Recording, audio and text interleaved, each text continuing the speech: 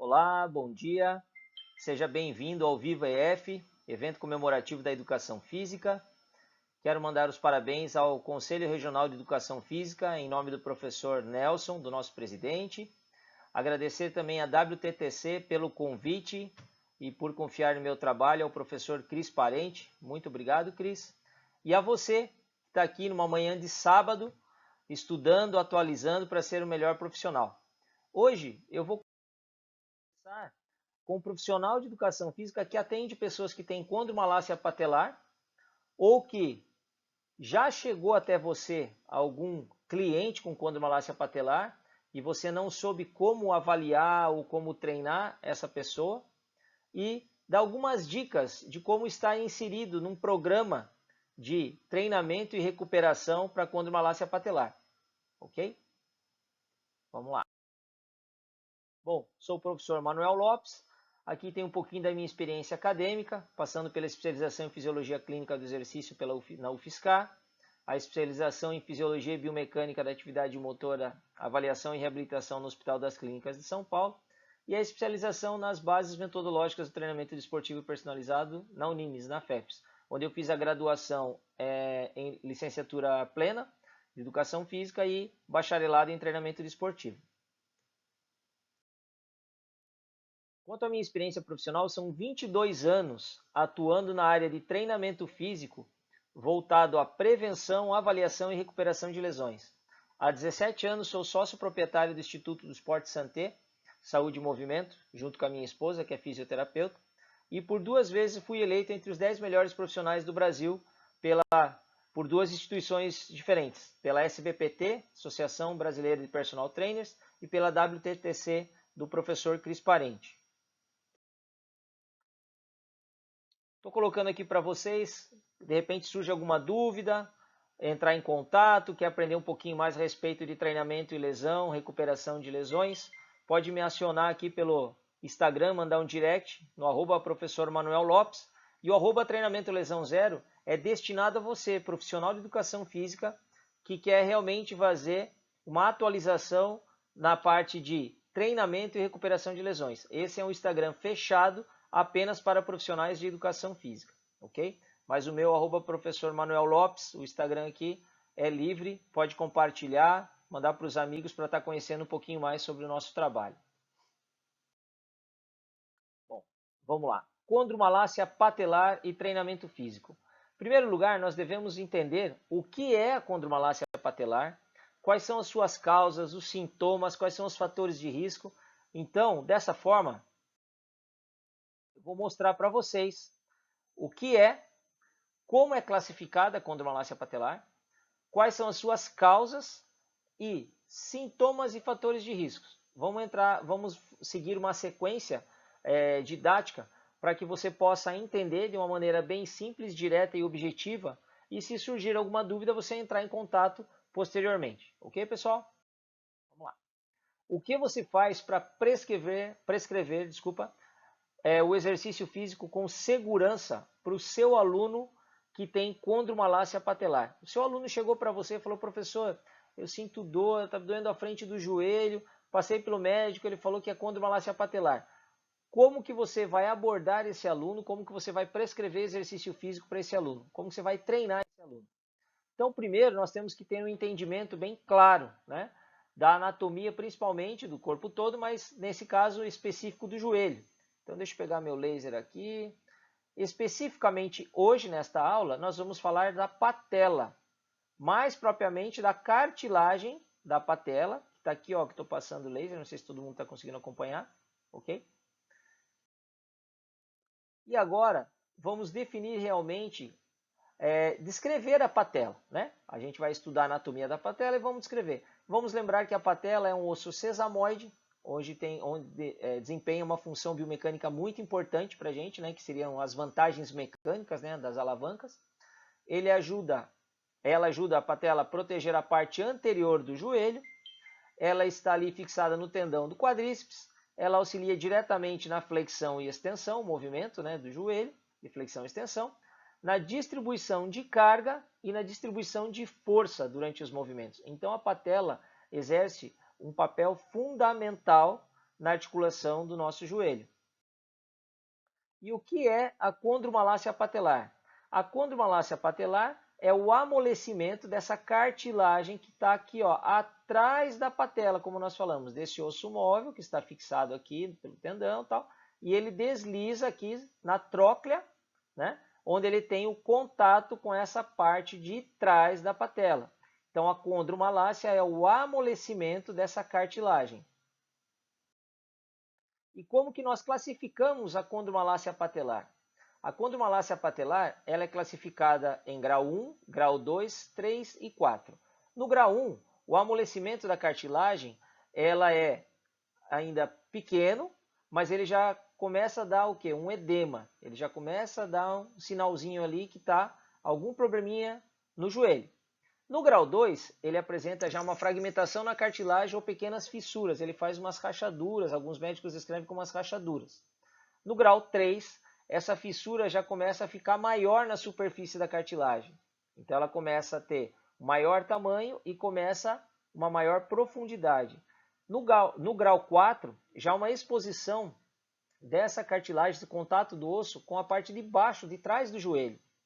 Então isso já gera uma dor insuportável, principalmente quando está muito tempo numa posição sentado, que seria um dos principais sintomas que quem tem condromalácia patelar relata. Quando a pessoa vai subir ou descer escadas, quando ela fica constantemente o quê? Tendo uma sensação de falseio, de fraqueza muscular. Algumas pessoas relatam também a crepitação, né, os estalidos, já vindo com dor, né? Geralmente tem a crepitação já junto com dor. E o aumento da sensibilidade na articulação é muito relatado por clientes que têm a condromalácia patelar. Mas acredito que vocês na academia vão sempre estar ouvindo, principalmente, professor, eu sinto muita dor na frente do joelho, do lado, quando eu subo e desço escadas. Ou se eu ficar muito tempo sentado, na hora de levantar, dói muito. Então, esses dois primeiros sintomas, eu fiz questão de colocar logo no início, para você gravar pelo menos esses dois sintomas, ok? Principalmente, em terceiro lugar, o falseio e a fraqueza muscular para você estar avaliando do seu cliente. E como que isso pode estar acontecendo? Ele pode já ter uma estrutura anatômica que cause essa lesão, a condromalácia patelar.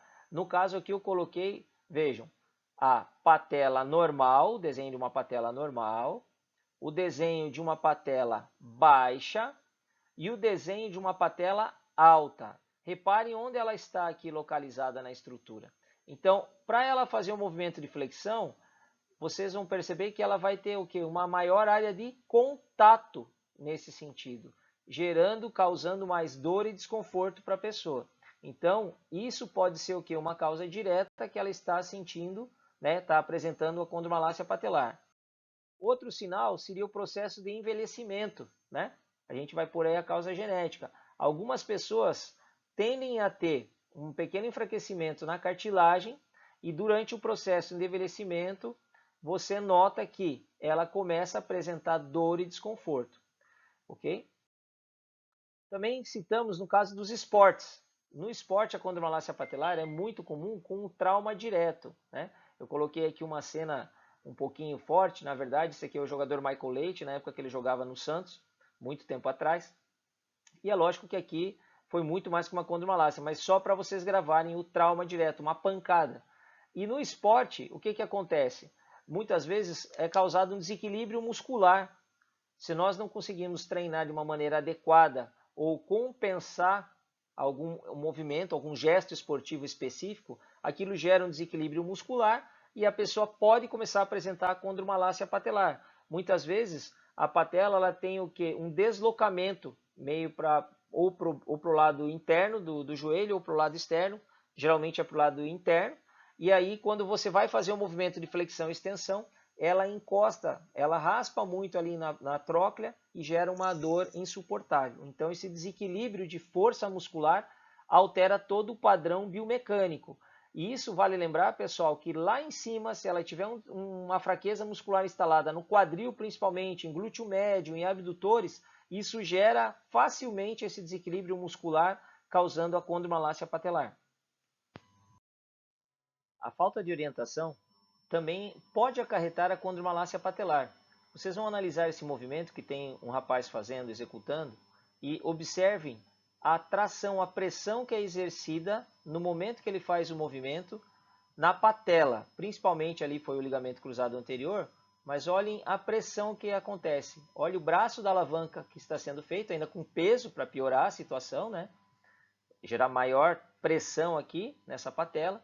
E o que aconteceu aqui? Nesse movimento ele estourou o ligamento cruzado anterior, mas imaginem a pressão da patela passando na tróclea com esse braço de alavanca aqui sendo executado.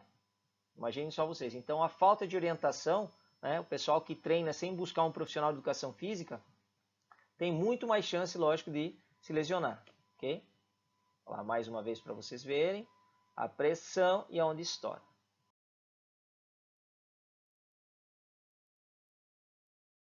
Agora, pessoal, eu vou passar para vocês 5 exercícios que eu utilizo dentro do programa para condromalácia patelar do treinamento Lesão Zero. Dentro desse programa que eu e minha esposa desenvolvemos, nós temos inúmeros exercícios para todas as fases de treinamento e recuperação do atleta ou do cliente, no caso, para o esporte. Então, hoje eu vou mostrar 5 exercícios da fase 1 e exercícios da musculação ao retorno ao esporte, na parte de fortalecimento por exercícios da musculação, ok? Então vamos lá. Nessa primeira situação, reparem, glúteo em pé, com mini bend.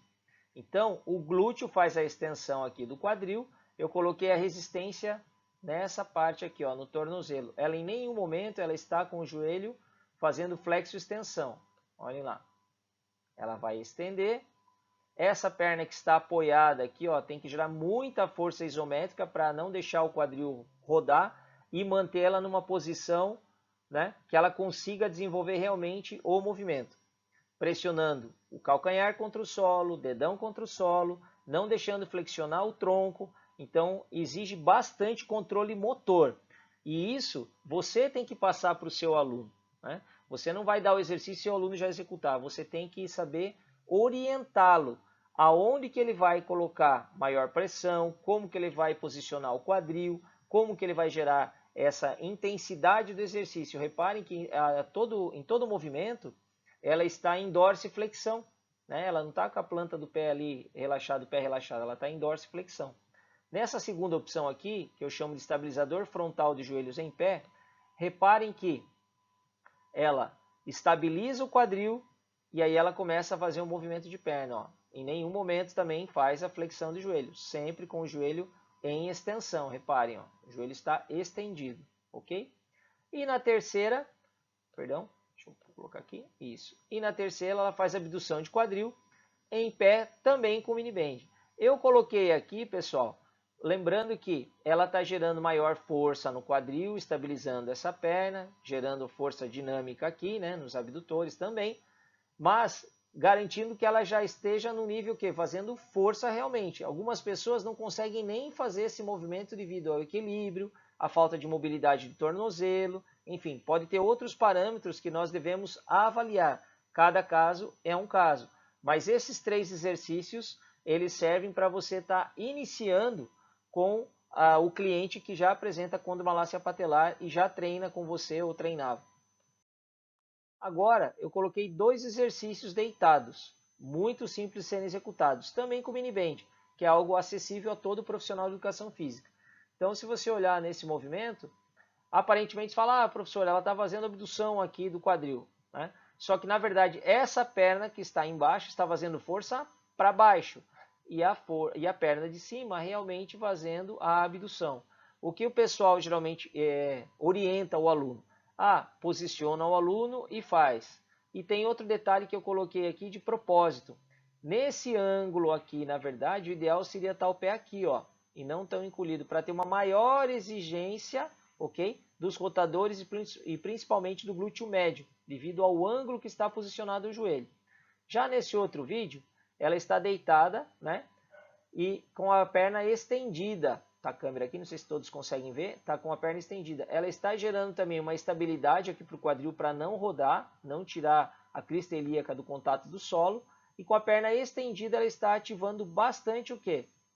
quadríceps, trabalhando muito o glúteo, alongando toda a cadeia muscular posterior, também em dorsiflexão. Tudo bem? Vamos ao seguinte. E agora, pessoal, eu quero passar para vocês alguns detalhes dos exercícios de musculação para quem tem condromalácia patelar, segundo o programa de exercícios físicos do treinamento lesão zero. Okay? Então vamos lá. Muito comum, né? Ah, professor, fui atender uma cliente, uma aluna nova, e ela adora trabalhar o afundo e tal, mas ela sente muita dor, ela tem a condromalácia. Então vamos lá. No afundo, uma atenção que você tem que ter. Trabalhar em cima do ângulo máximo que ela consegue gerar, sem dor. Essa é a regra, ok? Sem dor. E nós temos um ângulo chamado ângulo de proteção, que no afundo ele é até 45 graus, e não mais do que isso. Você tem que observar muito bem se ela, quando executa esse movimento, ela desenvolve o valgo dinâmico. Então, observe muito bem se está instalado ali uma fraqueza de quadril, né, que gera essa rotação interna, para você observar quando ela executa o afundo, se ela consegue trabalhar num ângulo máximo sem dor, ou até 45 graus, e que ela não desenvolva o valgo dinâmico. Já no agachamento frontal, geralmente nós iniciamos o que? Apenas com peso corporal. Então, marquei até iniciantes aqui. Algumas pessoas querem, professor, já posso pôr barra no meu aluno e tal? Não, comece com o peso corporal, busque enfatizar a fase excêntrica do movimento e, principalmente, vá gradativamente aumentando esse ângulo que ele está realizando o movimento. No agachamento também, devemos tomar cuidado com a angulação. Nesse caso, pode seguir também até os 45 graus, que é um ângulo de proteção que a gente tem bons resultados, ok? Já no agachamento com a barra nas costas, né, observar principalmente a mobilidade de tornozelo e de quadril. Então, se você quer trabalhar qualquer agachamento, na verdade, o ideal é que você já execute um movimento de mobilidade primeiro, para liberar bem aquela articulação, trabalhar com o seu aluno, que ele vai conseguir executar de uma melhor maneira o agachamento. Mas principalmente o agachamento com a barra nas costas, você tem que observar essa mobilidade específica do tornozelo e de quadril, ok? Já no agachamento com a bola na parede, eu coloquei até de vermelho aqui, pessoal, porque eu vejo muita gente postando isso na internet, dizendo, olha, tá com dor no joelho, vamos fazer esse exercício, tá com dor aqui, vamos... Cuidado com isso. Por quê? Geralmente esse agachamento, conhecido como cadeirinha, o pessoal coloca, uma bola na parede, põe o aluno pressionando, ou sem a bola, só põe o aluno apoiado, as costas na parede. Nos 90 graus, que é o que o pessoal costuma pedir, é onde tem maior área de contato dessa cartilagem com a tróclea. Então, onde gera maior dor para aquele cliente. Então, cuidado quando você for fazer esse agachamento com a bola na parede. Procure também observar o ângulo de proteção, no caso é até os 45 graus. Posso trabalhar isometria, professor? Pode, mas não coloque o seu aluno nos 90 graus em isometria. Você vai gerar uma dor posterior nele e ele não vai querer voltar a treinar com você, ok? Já no agachamento com elástico, conhecido como agachamento espanhol, o que acontece? Gera um alívio, né, naquele momento da dor femoropatelar, essa dor anterior do joelho. Por quê? Porque quando você põe o elástico, né, a pessoa vai sentir o quê? Uma tração da tíbia para frente e ele está agachando. Então, tem uma liberação de um espaço ali no joelho, principalmente se esse cliente apresenta uma gaveta anterior, né? Se ele tem uma certa frouxidão ali ligamentar e você consegue ver que ele tem um teste anterior bem facilmente detectado, você vai ver que ele vai sentir mais conforto no momento desse agachamento, o agachamento espanhol, tudo bem? Na cadeira extensora, procure trabalhar de 90 até 45 graus, com muito cuidado. Sempre enfatizando também o quê? Fase excêntrica do movimento. A cadeira flexora, mesmo esquema, no momento de flexo extensão, pergunte para o seu aluno se ele está sentindo dor, se ele refere dor no momento que ele está fazendo a flexão, tudo bem? No momento que a máquina auxilia nessa extensão novamente. Então você tem que estar conversando com o seu aluno para ir vendo qual o exercício que ele está fazendo com mais facilidade, mais dificuldade, e você ir ajustando o treinamento físico, ok? Já no leg press, muito, mas muito cuidado também com o valgo dinâmico. E o posicionamento dos pés. Muitas vezes você vê que o pessoal se preocupa, olha o valgo dinâmico, mas coloca o pé numa posição muito abaixo da linha do joelho. Então, quando ele vai fazer o inclinado, provavelmente ele vai passar dos 45 graus e vai aumentar a pressão patelar ali, gerando desconforto posterior a ele. No stiff, tanto faz o stiff tradicional, o stiff com elástico, o stiff unilateral, observe muito bem e oriente o seu aluno a como fazer o movimento de quadril e joelho. Então, tanto faz, seja o tradicional, seja o de elástico, unilateral, observe o movimento de quadril e de joelho do seu aluno. Trabalhe muito bem a mobilidade de quadril com o seu aluno para executar um stiff adequado. E eu coloquei aqui para o pessoal que gosta do treinamento funcional, muitas vezes o pessoal pergunta, manda várias perguntas nesse sentido. Professor, mas eu sinto quando eu faço deslocamento lateral. Na verdade, deslocamento lateral você tem que observar primeiro. O ângulo de proteção geralmente é até, como eu falei, os 45 graus para evitar maior desconforto e dor. Né? Esse é o ângulo de proteção, como se fosse um agachamento, só que você vai se deslocar lateralmente. E é muito importante que você observe que no momento que você vai fazer a primeira abdução, que você vai começar o deslocamento, que o seu cliente não jogue o joelho para dentro, que ele não faça essa rotação interna. Então você tem que obrigar o quê? Olha, concentra bem o movimento no quadril. Executa esse movimento fazendo força para abrir a perna realmente, para fazer a abdução e não deixe o joelho rodar, não deixe o joelho vir para dentro. Você deve orientar o seu aluno dessa maneira para que ele não tenha o valgo dinâmico e consiga o benefício que ele tanto busca, que é minimizar a dor, justamente com mais um exercício diferente, que é o deslocamento lateral na parte funcional. Aqui eu coloco mais uma vez, estou à disposição de vocês, o meu Instagram, @professor Manuel Lopes, e quem tiver interesse, for profissional da área de educação física, quiser aprender um pouquinho mais sobre treinamento e recuperar lesões, principalmente de joelho, no caso, lesão de LCA, condromalácia patelar, lesão de posterior, enfim, cisto de Baker, lesões relacionadas ao joelho e treinamento, entre em contato comigo, a gente vai se falando ou por direct, ou depois eu passo o WhatsApp, e eu fico à disposição para tirar dúvidas que surgirem a respeito do treinamento, tá bom? Muito obrigado pela sua presença, é um sábado bonito aqui, todo mundo estudando, sucesso para você e a gente se vê em breve. Até logo!